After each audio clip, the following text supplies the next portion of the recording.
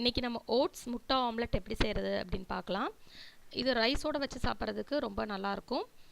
இது நம்ம பிரேக்ஃபாஸ்ட்டாக கூட ப்ரிப்பேர் பண்ணி சாப்பிட்டுக்கலாம். இது செய்கிறதுக்கு தேவையான பொருட்கள்: 1/4 கப் ஓட்ஸ், 2 பச்சை மிளகா, 2 முட்டை, ஒரு பெரிய வெங்காயம்.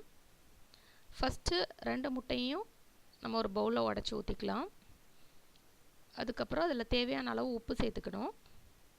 அப்புறம் பச்சை மிளகாயை சின்ன சின்ன துண்டுகளாக கட் பண்ணி அதை சேர்த்துக்கணும். அப்புறம் வெங்காயத்தையும் சின்ன சின்ன துண்டாக கட் பண்ணி சேர்த்துக்கணும்.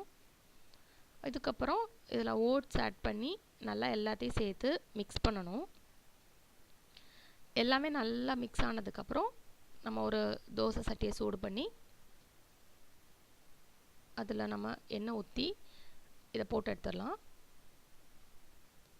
முட்டைக்கு வந்து தேங்காய் எண்ணெய் ரொம்ப டேஸ்ட்டாக இருக்கும். ஸோ முட்டை ஆம்லெட் எல்லாம் முட்டை வச்சு நீங்கள் செய்கிறப்போ தேங்காய் எண்ணெயில் ட்ரை பண்ணி பாருங்கள்.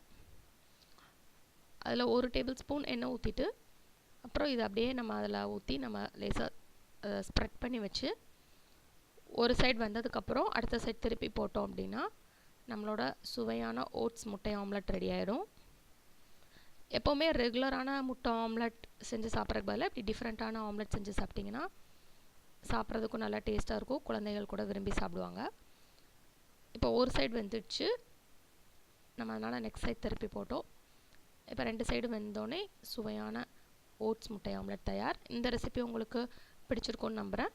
பிடிச்சிருந்ததுன்னா லைக்கை கிளிக் பண்ணுங்கள். உங்கள் ஃப்ரெண்ட்ஸோட இந்த ரெசிபியை ஷேர் பண்ணுங்கள். மறக்காமல் சேனலுக்கு சப்ஸ்கிரைப் பண்ணுங்கள். தேங்க்யூ ஸோ மச் ஃபார் வாட்சிங்.